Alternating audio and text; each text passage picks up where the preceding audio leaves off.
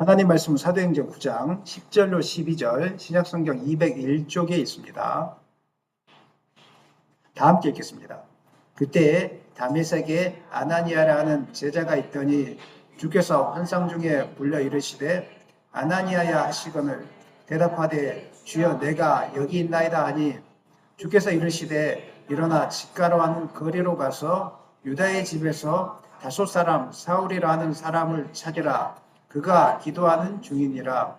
그가 아나니아라 하는 사람이 들어와서 자기에게 안수하여 다시 보게 하는 것을 보았느니라 하시거늘. 말씀 제목 다 같이 읽겠습니다. 두 사람을 동시에 준비시키시는 하나님. 지난 시간에 우리는 사도행전 9장 1절로 9절 말씀을 통해서 예수님을 만난 사울의 모습에 대해서 우리가 잠깐 살펴보았습니다. 사울은 교회를 핍박하는데 열심히 있는 종교인이었습니다.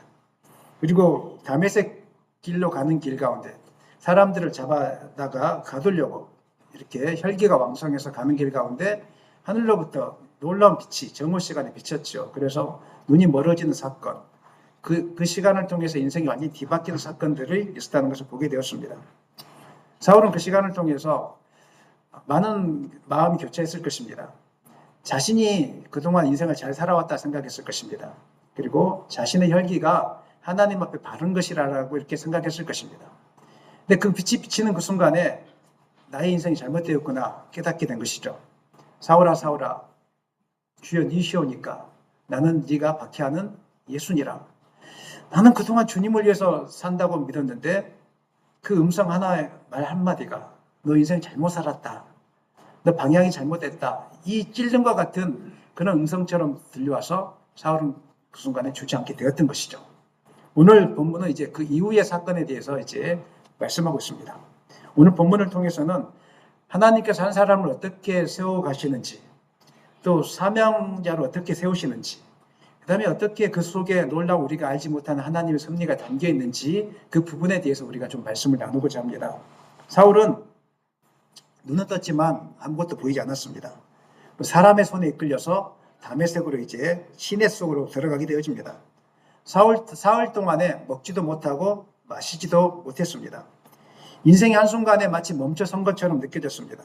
앞이 보이지 않았고 아무것도 할 수 없었고 모든 것이 무너진 것 같은 시간이었습니다.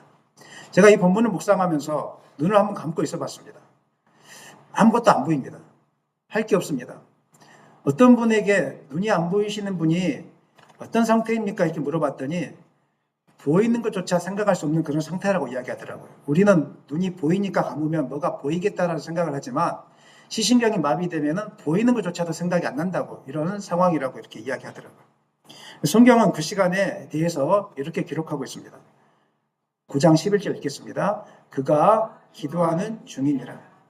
사울은 마치 멈춰있는 것처럼 보여졌습니다. 하지만 하나님 앞에서는 아주 귀중한 시간을 보내고 있었다는 것입니다. 기도하고 있었습니다. 우리 인생에도 이런 시간들이 찾아오게 되어집니다. 모든 것이 잘 되다가 한순간에 무너진 것 같은 때, 앞이 보이지 않고 마음이 무너지고 사람이 만나기도 싫어지고 집 밖으로 나가기도 싫어지는 그런 때가 있습니다. 그때 바로 기도할 때라는 것입니다. 하나님을 깊이 만날 때가 바로 그 멈춤의 시간 가운데 있다는 것입니다. 기도를 통해서 하나님께서 일하실 것을 우리가 기대해야 되는 것입니다. 기도 시간을 통해서 지금까지 내가 내 힘으로 살아왔던 것들을 내려놓고 이제는 하나님의 뜻을 위해서 내가 순종해야 되겠구나. 이 시간이 바로 멈춤의 시간이라는 것입니다. 물론 하나님은 우리가 기도하지 않아도 구원의 섭리를 우리를 통하여 이루어 가신 분이신 것을 기억하시기를 바랍니다. 우리가 기도한 만큼 하나님이 움직이지 않습니다. 기도 안 해도 하나님은 뜻대로 작정하시고 이 땅을 운행하고 계십니다. 그러나 하나님은 기도 시간을 통해서 하나님이 역사하시기 위해서 가장 먼저 하는 작업이 있는데 우리 마음을 준비시키십니다. 우리 마음이 준비되지 않으면 하나님 역사하기가 그렇게 어렵습니다. 그래서 한 사람 한 사람 가운데 역사할 때 멈춤의 시간을 허락하시고 마음을 준비시키는 작업들을 하십니다. 기도 시간을 통해서 우리를 낮추시고 우리를 깨뜨리시고 우리를 새롭게 빚으시는 그 시간들을 만든다는 것입니다. 그러면서 지난날의 삶들을 다시 한번 돌아보게 만듭니다. 잘못됐구나. 차분하게 하나님의 뜻이 아닌 나의 뜻이 아닌 하나님의 뜻을 바라보게 하는 것이죠. 어떤 분들은 기도하다가 옛날에 어떤 과거에 잘못된 사건들이 막 영화 필름처럼 지나간다고 이런 분들도 있더라고요. 하면서 회개하게 되어지고, 뭐 저는 그런 경험까지는 안 해봤습니다만은, 기도하면은, 아, 내 방향이 잘못됐구나, 이런 생각들을 느낄 때가 종종 있습니다. 세상을 살다 보면 세상 사람들의 소리를 너무 많이 듣고 삽니다. 아무리 우리가 하늘나라를 소망한다고 하지만, 결국은 세상에서 사는 시간이 90% 이상이기 때문에, 거기서 들려오는 소리를 계속 듣습니다. 듣다 보면은요, 세상에 가치 없는 것들을 계속 붙들게 되고, 진짜로 붙들어야 될 것은 놓치게 되고, 이런 일들이 있는데, 기도하는 시간 동안, 멈춤의 시간 동안에 우리가 진짜 붙들어야 될 것이 무엇인지 보여지게 되고요. 특별히 내가 예배하는 자로 서 있다면 내가 잘 살고 있구나, 이것이 깨달아지는 것입니다. 그리고 찬양할 때 정말 하나님이 함께 계시구나, 이것들을 우리가 깨닫게 되는 것입니다. 그렇기 때문에 인생의 광야, 멈춤의 시간은 헛된 시간이 아니라 하나님께서 우리 마음을 준비시키시는 시간이라는 것을 여러분 기억하셨으면 좋겠습니다. 여전히 내 혈기가 가득하면 하나님이 일하시기 힘듭니다. 혈기가 가득하면 음성을 들려줘도 못 듣습니다. 제가 음성을 들려준다고 하면 야, 오른쪽으로 가라, 왼쪽으로 가라, 그런 음성이 아닙니다. 말씀을 통해서 깨닫게 해주시고요. 아니, 기도 가운데 또 깨닫게 해주시는 그런 마음들이 있죠. 물론 하나님은 살아계시기 때문에 실제적인 음성으로 들려주시는 분이시기도 합니다. 믿으십니까? 근데 오늘날 그렇게 하지 않는 이유는 음성을 들려주면 심장마비로 죽는답니다. 놀래가지고 심장마비로 죽는답니다. 그래서 그렇게 하지 않으시고요. 이제 깨달음을 통해서 누군가의 말을 통해서, 목회자의 말을 통하기도 하지만 누군가의 대화 중에 깨닫게 하시거든요. 반복적으로 듣게 만드셔요. 어떤 하나님이 해야 될 일이 있다면 누군가의 대화를 통해서 반복적으로 자꾸 주는 메시지가 있습니다. 저 같은 경우는 우연히 이제 금요기도회 끝나고 가면 텔레비전을 볼 때가 있거든요. 옛날에는 그 아프리카 그런 거 다큐멘터리를 많이 해줬어요. 그 다큐멘터리를 보다가 감동이 왔어요. 어떤 감동입니까? 내가 아프리카 가야 되겠다.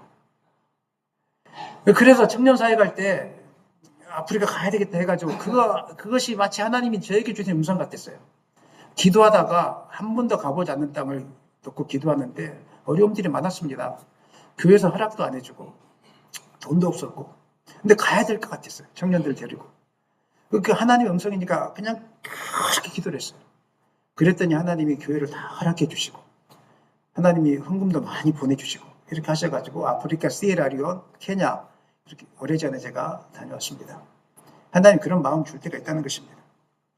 하나님은 우리를 마음을 변화시켜서 하나님의 음성을 듣게 하기 위해서 광야로 끌고 가시는데요. 그 자리에서 멈추게 하신 다음에 기도를 하게 하시고 우리 마음을 비우게 하십니다.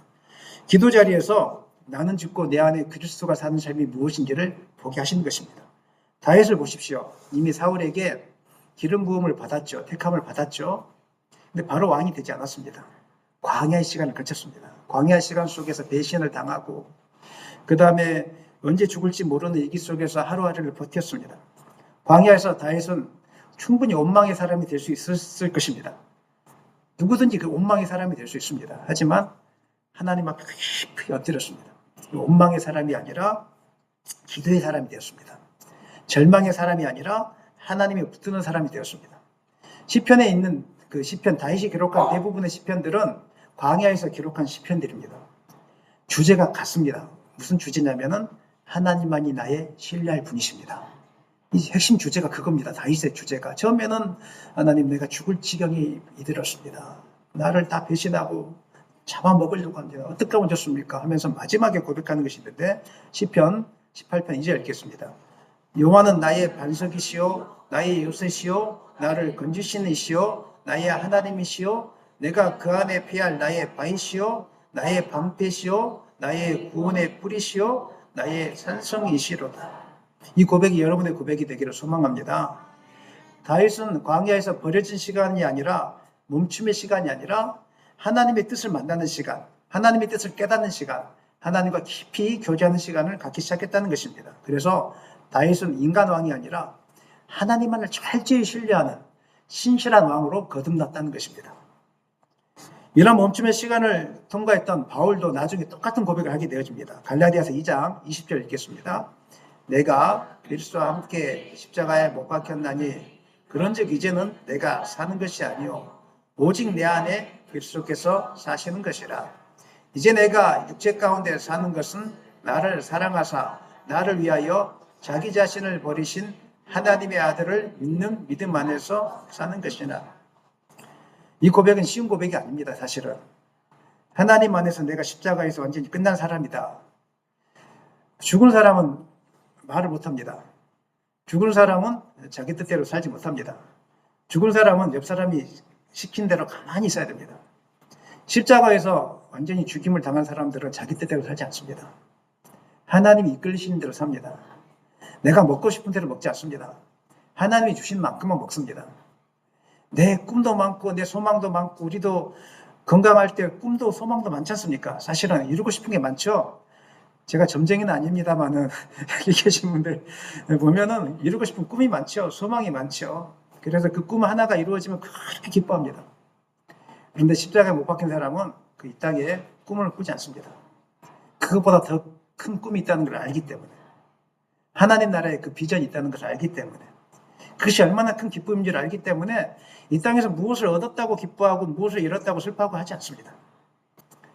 십자가에 이미 예수님과 함께 십자가에 못 박힌 사람은 인생의 그 허망한 것들을 놓고 살지 않습니다. 진짜 의미 있는 삶, 나중 이후에 있는 그 삶을 놓고 우리가 달려가게 되는 것입니다. 여러분, 예수와 함께 십자가 못 박힌 역사가 일어나기를 소망합니다. 그래서 여러분의 삶의 목적이 이 땅에서 뭔가를 더 이루고 높은 곳을 향하여 달려가는 것이 아니라 주님이 주신, 나를 사랑하사 나를 위해서 자기 몸을 버리신 하나님의 아들을 믿는 믿음, 순종하는 믿음으로 살아가는 여러분 되시기를 예수님의 이름으로 간절히 축원합니다. 이 고백이 분명해질 때 하나님 우리에게 사명을 주십니다. 이 고백이 분명해지지 않으면 사명을 주고 싶어도 주지 못합니다. 이 고백이 분명해지면, 주님이 나의 전부라고 분명해지면 그 다음부터 하나님의 사명을 하나씩 이렇게 주시고요. 놀라운 것은 기도가 이 땅 가운데 소망을 줄 때는 기도가 안 됩니다. 근데 십자가에 내가 못 박겠다는 것을 고백하고 사명이 주어지잖아요. 기도할 제목들이 막 생각나기 시작합니다. 보여지기 시작합니다. 놀랍습니다. 진짜로. 기도가 안 되는 것이 아니라 사명이 안 보이기 때문에 기도가 안 되는 것입니다. 사명이 보이기 시작하면 그 다음부터 기도하기 되어지기 시작하고 내가 무엇을 위해 살아야 될지를 보여지는 것입니다. 그러므로 광야에서 멈춤의 시간은 너무 중요한 것이고, 또 기도하는 시간은 너무 중요한 것입니다. 기도하는 시간은 실상은 아무 일도 일어나지 않는 것처럼 보일지 몰라도 하나님이 일하시는 시간입니다. 기도하는 시간 동안은 아무 흔적이 보이는 것 같지 않아 보이지만 놀라운 하나님의 일들을 계획하고 있는 시간이라는 이 사실을 기억하시기를 바랍니다. 사울이 기도할 때 하나님이 이미 아나니아를 부르고 계셨고 사울의 눈을 뜨게 할 준비를 하고 계셨다는 것입니다. 그러면 여러분이 이미 기도할 마음이 생겼다는 것은 하나님이 여러분을 통하여 일하기로 작정하고 있다는 것입니다. 우리가 못 볼 뿐이지 하나님은 그 일을 하고 있다는 것입니다. 여러분의 인생이 지금 멈춰 있는 것처럼 혹시 느껴지고 있지 않습니까? 앞이 보이지 않고 아무것도 할 수 없는 것처럼. 우리 아이들 같은 경우는 공부를 해도 실력도 늘지 않고 내 인생의 미래가 답답하고 이런 상황이 있죠. 그 시간에 누구를 탓하거나 원망하면서 보내지 마시고 기도의 시간으로 만드시길 바랍니다. 제가 우리 아이들에게 늘 하는 말이 있습니다. 힘들다고 어렵다고 할 때가 많죠. 그러면 늘 하는 말이 있습니다. 기도해야 된다. 아빠의 인생을 봐라. 아빠는 기도로 살았다. 이제는 너가 기도할 차례다. 하나님은 너가 생각하는 것 이상으로 지금까지 인도해 줬는데 앞으로 인생은 어려운 것이지만 하나님 앞에 엎드리면은 너가 생각하는 것 이상으로 하나님 너 인생에 복을 줄 것이다. 기도의 자료로 너가 만들어라. 이렇게 제가 자꾸 부탁하고 있습니다. 사랑하는 여러분, 기도하는 시간은 멈춤의 시간이 아니라 회복의 시간이고 하나님의 역사가 시작되는 시간인 것을 기억하시기를 바랍니다. 사울이 기도하고 있을 때 하나님이 두 가지 일을 준비하고 계셨는데요. 먼저는 사울에게 준비하고 계셨고 다음은 아나니아에게 이렇게 준비하고 있었습니다. 10절 말씀 읽겠습니다. 그때 다메섹에 아나니아라는 제자가 있더니 주께서 환상 중에 불러 이르시되 아나니아야 하시거늘 대답하되 주여 내가 여기 있나이다 하니, 사울이 회심한 그 다메섹에 아나니아라고 하는 한 제자가 있었습니다. 다메섹은 여러분 다녀오셨는지 모르겠지만 저는 다녀왔거든요. 예루살렘에서 북동쪽으로 한 230km 떨어져 있습니다. 지금 시리아 땅이 다메섹입니다. 사방이 산으로 둘러싸인 고산지대입니다. 당시 많은 유대인들이 거주했으며 상업과 문화가 발달한 도시가 바로 이제 다메섹이라고 알려져 있습니다. 하지만 예수 믿는 사람에게는 안전한 도시가 아니었습니다. 사울이 혈기가 왕성한 사울이 예수 믿는 사람을 잡으려고 쫓아온다고 했으니까 그 소문이 다메섹까지 퍼졌기 때문에 많은 사람들이 도망갔을 것입니다. 성경에는 기록되어 있지 않았지만 많은 사람들이 도망갔을 것입니다. 성경은 아나니아를 제자라고 이야기하는데 그냥 평범한 성도입니다. 평범한 성도였고요. 사도도 아니고 지도자도 아니고 이름이 알려지지 않는 그냥 하나의 성도였습니다. 그런데 훗날 바울은 아나니아를 이렇게 증언합니다. 사도행전 22장 12절 읽겠습니다. 율법에 따라 경건한 사람으로 거기 사는 모든 유대인들에게 칭찬을 듣는 아나니아라 하는 이가, 여기 보니까 율법을 따라 경건한 사람이었고요. 하나님을 신실하게 믿는 사람이었다는 것입니다. 사울이 다메섹으로 온다는 소문이 퍼졌을 때 성도들은 피신했을 것입니다. 그런데 아나니아는 떠나지 않았습니다. 아나니아는 위험한 상황임에도 불구하고 하나님께 엎드리고 기도하는 사람이었습니다. 위기의 도시 가운데 하나님의 영이 충만하게 임하기를 기도했을 것이고 위기의 상황 속에서 성도들을 지켜달라고 아마 기도했을 것입니다. 그리고 하나님은 그 도시에서 사울에게 보낼 사람을 찾고 있었는데 아나니아가 눈에 들어온 것입니다. 하나님도 세종시 도시 가운데 사람을 찾고 있습니다. 사울과 같은 사람에게 보낼 사람들. 어떤 사람이겠습니까? 신실한 사람, 기도한 사람, 하나님을 향하여 마음이 열려있는 이 사람. 여러분이 그런 사람이 되기를 소망합니다. 그 사람을 찾았는데 아나니아가 눈에 들어온 것이죠. 그러니까 주께서 항상 중에 아나니아를 불렀습니다. 아나니아를 불렀을 때 아나니아가 뭐라고 이야기합니까? 주여 내가 여기 있나이다. 이렇게 이야기했습니다. 10절 말씀 빨간 글씨로 읽겠습니다. 주여 내가 여기 있나이다. 주여 내가 여기 있나이다. 이 표현은 어떻게 보면은 내 위치를 이야기하는 표현 같잖아요. 내가 여기 있습니다. 그런데 옛날 히브리어적인 표현으로 히브리적인 사고방식에 의하면 여기 있나이다가 위치를 알리는 표현만은 아닙니다. 순종하겠습니다. 이런 뜻이 있습니다. 내가 여기 순종하겠습니다. 창세기 22장 1절 말씀 다 같이 읽겠습니다. 그 일 후에 하나님이 아브라함을 시험하시려고 그를 부르시되 아브라함 하시니 그가 이르시되 내가 여기 있네. 그 일 후에 인생이 가장 평안했던 시기입니다. 가장 형통해 보였던 시기였고요. 그 순간에 하나님이 아브라함을 시험하기 위해서 아브라함을 불렀습니다. 아브라함아 부르니까 아브라함이 내가 여기 있습니다. 이렇게 대답했습니다. 어떤 말씀이든지 내가 순종하겠습니다. 이런 믿음의 고백으로 나아가는 것입니다. 이 일 후에 아브라함은 믿음으로 이삭을 하나님께 바치게 되었습니다. 출애굽기 3장 4절도 읽겠습니다. 하나님이 떨기나무 가운데서 그를 불러 이르시되 모세야 모세야 하시매 그가 이르시되 내가 여기 있나요. 모세는 애굽 왕궁에서 자랐지만 나중에 사람을 죽임으로 도망자 신세가 되었죠. 미디안 광야로 도망갑니다. 그곳에서 이제 장인 이드로를 만나게 되었습니다. 그리고 목자가 되었고 이름 없는 광야 속에서 40년 동안을 지나게 되었습니다.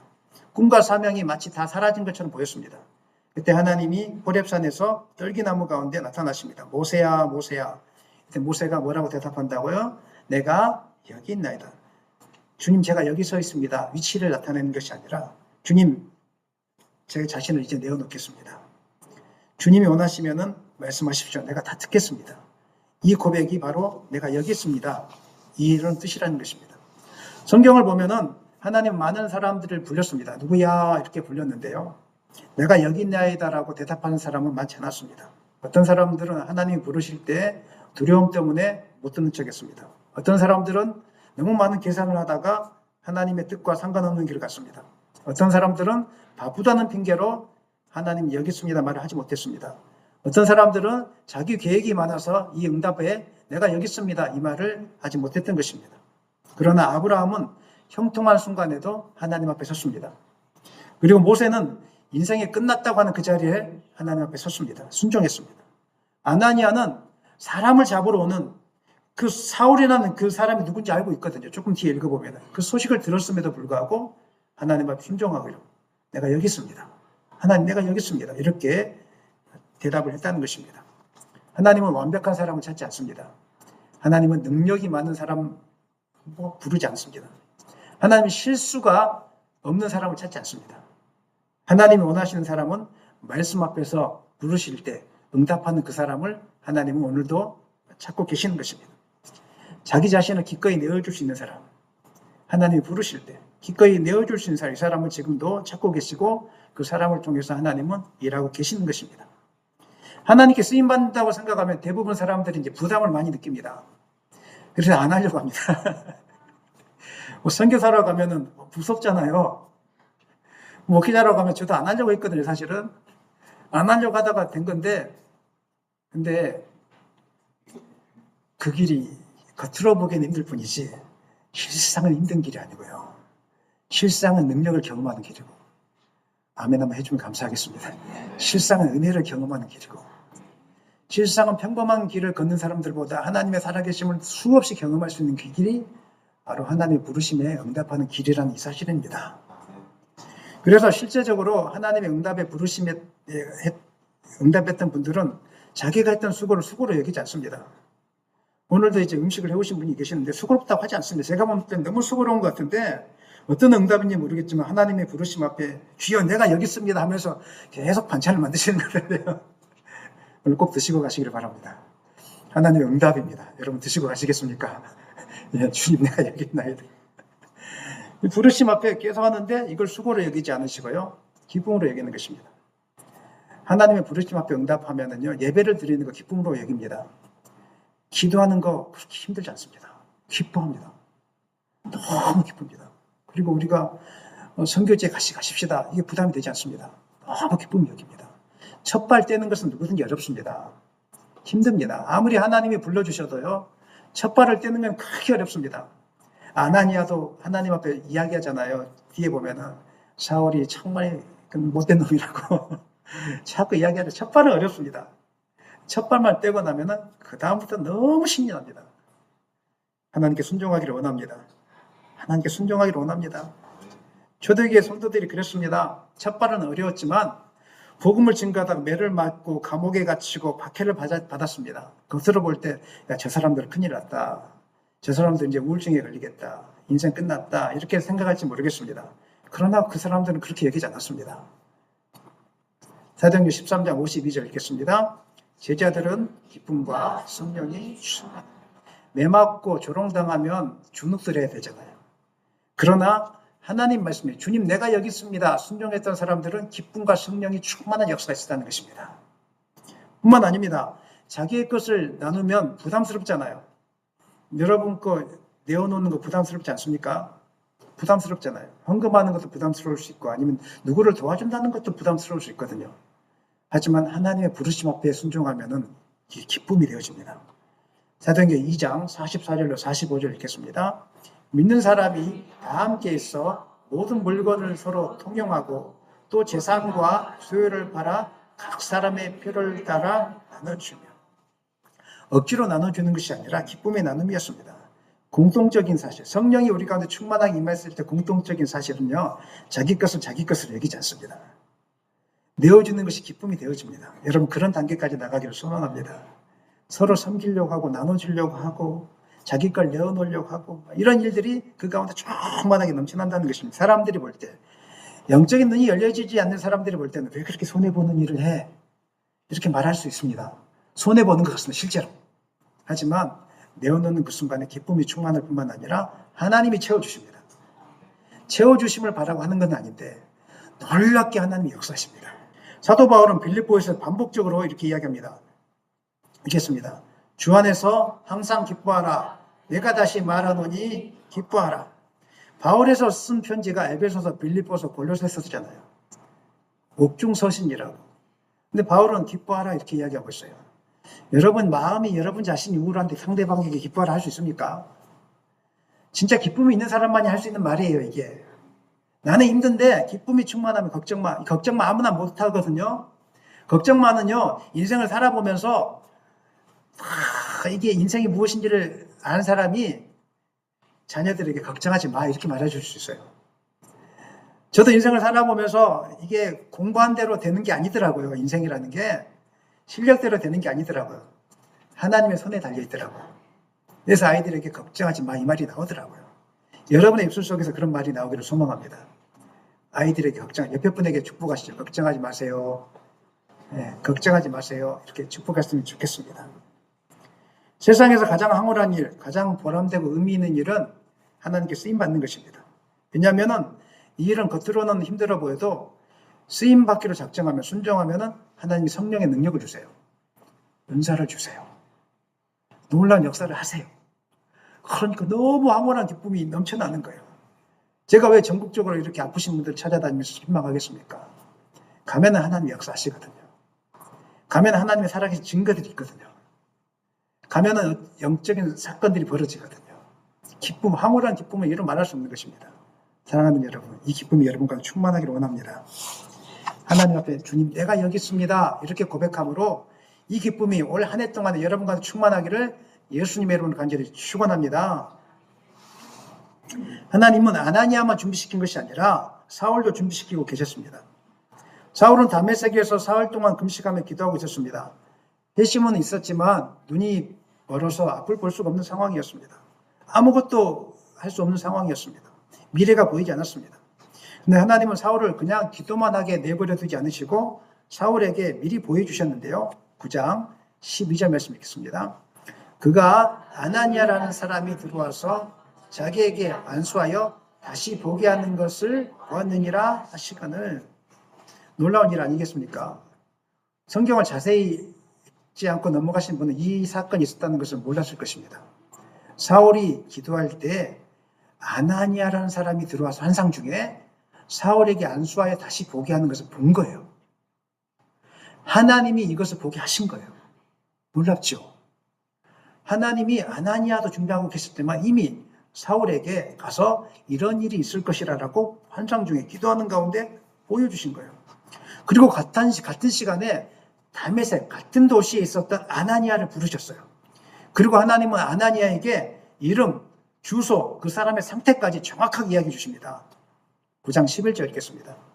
주께서 이르시되 일어나 직가로 하는 거리로 가서 유다의 집에서 다소 사람 사울이라 하는 사람을 찾으라. 그가 기도하는 중이니라. 사울은 아나니아를 모릅니다. 아나니아는 사울을 두려워하고 있었습니다. 그러나 하나님은 이미 두 사람을 하나님의 계획 안에서 만나게 하셨습니다.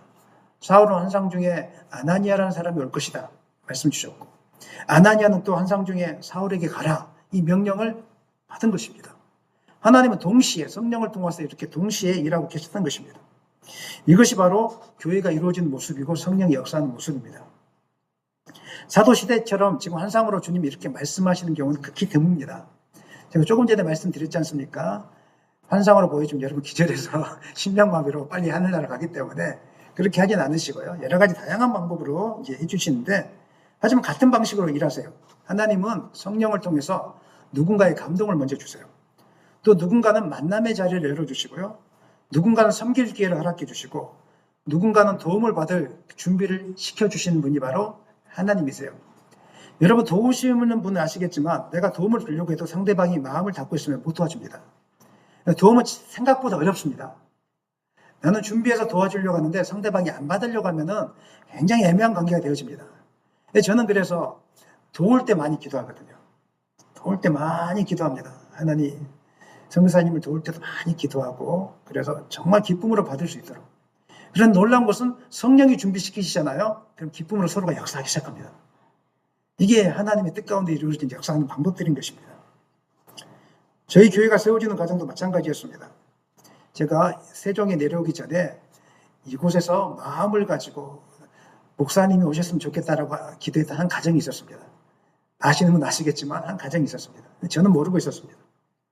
서울에서 어디로 갈까, 어느 지역으로 갈까 기도하는 가운데 있었습니다. 그러다가 그 가정을 만나게 된 것이었습니다. 저는 기도하고 있었고 세종에 있는 가정은 준비하고 있었고 마음으로. 그래서 첫 스타트를 아파트에서 하게 된 것이죠. 그래서 2년 동안 아파트에서 철화하면서 하나님의 역사하심을 기도했을 때 이미 또 마음을 준비시키고 계신 분이 계셨어요.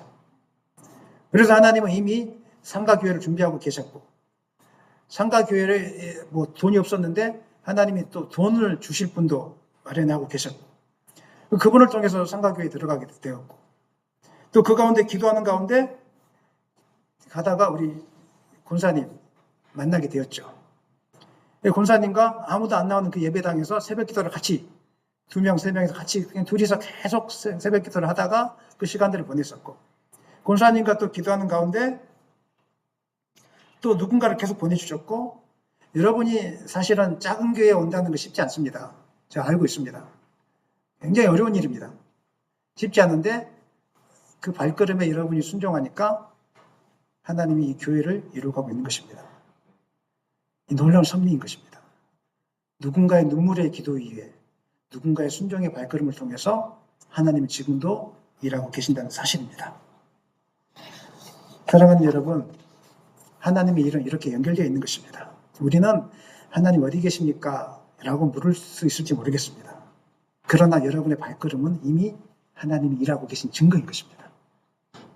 그래서 기도하는 사울이 필요하고 순종하는 아나니아가 필요한 것입니다. 분명한 것은 하나님은 오늘도 두 사람을 준비시키고 계십니다. 열심히 기도하는 사람을 준비시키고 계시고 열심히 순종하려고 마음먹는 사람을 준비시키고 계십니다. 저는 최근에 이루어지는 놀라운 사건들, 제가 구체적으로 말하지 못하지만 여러분 알고 한 달 안에 이루어진 놀라운 사건들이 있습니다. 그것들을 보면서 기도가 응답되고 있구나. 금요 기도에 마치고 제가 청소하면서 밀대를 갖고 계단을 밀고 있는데 눈물이 나더라고요. 제가 그리고 있던 교회 형상들, 그런 교회가 되게 해달라고 계속 기도했거든요. 8년 동안을 기도했습니다. 그런데 이제 때가 됐는지 하나님 9년차 이제 접어드니까 하나님이 그런 예배 분위기를 이끌어 가시고 그런 사람들을 보내주시고 놀라운 일들을 해가고 계시더라고요. 내가 하나님께 드리고 싶었던 예배가 이런 거였는데, 이런 기도였는데 그 기도를 이미 이번 주 금요일에 행하고 계시더라고요. 사랑하는 여러분, 이미 여러분이 기도가 시작되었다면 하나님은 일할 준비를 하고 계신 것입니다. 제 안에 교회를 세우면서 이루고 싶은 교회, 비전들이 있는데 할까 말까 했는데 이 말씀 묵상하다가 계속 해야 되겠구나. 하나님은 내 마음 가운데 기도할 마음을 주셨다면 이미 그 일을 누군가를 통해서 준비시키고 있구나. 이것을 깨닫게 된 것입니다. 그래서 여러분 마음 가운데 혹시 기도할 마음이 생겼다면 하나님 주신 마음이니까 포기하지 마시고 끝까지 기도하시기 바랍니다. 누군가를 준비시키고 있는 거예요. 누군가는 역사하고 있는 거예요. 이게 바로 하나님이 일하시는 방식이라는 것입니다. 사랑하는 여러분, 그리고 또 한 가지 기억해야 될 것이 있습니다. 누군가 여러분이 순종하고자 할 때 그 순종은 누군가의 기도의 열매라는 이 사실을 기억했으면 좋겠습니다. 순종을 저절로 하는 것 같지만 누군가 눈물로 여러분을 위해서 기도했다는 것입니다. 여러분이 저절로 이렇게 교회에 나온 것 같지만 그렇지 않고 누군가 눈물로 여러분을 기도하고 있는 분이 계셨다는 것입니다. 그 눈물의 기도가 있었기 때문에 오늘 은빛교회에 나온 것이고 눈물의 기도가 있었기 때문에 오늘 여러분이 갑자기 변화되어져서 이렇게 예배 자리에 예배자로서 앉아 있는 것입니다. 부모님의 기도가 됐든지 아니면 주변에 목사님의 기도가 됐든지 누군가의 뜨거운 기도가 있었기 때문에 여러분이 순종의 발걸음을 지금 이렇게 행했다는 것입니다. 우연은 아닙니다. 하나님은 동시에 준비시키고 있었던 것입니다. 이 사실을 안다면 우리 절대로 교만하지 못합니다. 내가 잘나서 이 자리에 선 것이 아니구나. 누군가가 뜨거운 눈물의 기도 때문에 내가 이 자리에 서 있는 거구나. 이 사실을 기억하셨으면 좋겠습니다. 말씀 마무리하겠습니다. 오늘 본문은 하나님이 어떤 분이신지를 분명하게 보여줍니다. 하나님은 한 사람을 멈추어서 기도하게 하시고 또 한 사람을 부르셔서 순종하게 만드시는 분이십니다. 그리고 때가 되면 두 사람을 하나님의 계획 속에서 만나게 하시는 그 놀라운 섭리를 이루어가고 있다는 것입니다. 하나님은 우연히 이렇게 일하시는 분이 아니십니다. 즉흥적으로 일하시는 분이 아니십니다. 오래전부터 계획하시고 섬세하게 다듬어 가시는 분이십니다. 오늘 하나님은 기도하는 사울을 찾고 계십니다. 순종하는 아나니아를 찾고 계십니다. 여러분이 기도하는 사울이 되기를 원합니다. 순종하는 아나니아가 되기를 원합니다. 그래서 하나님의 섭리를 바라보면서 절대로 낙심하지 않고 기쁨 가운데 소망 가운데 주님을 위해서 끝까지 달려갈 여러분 되시기를 예수님의 이름으로 간절히 축원합니다.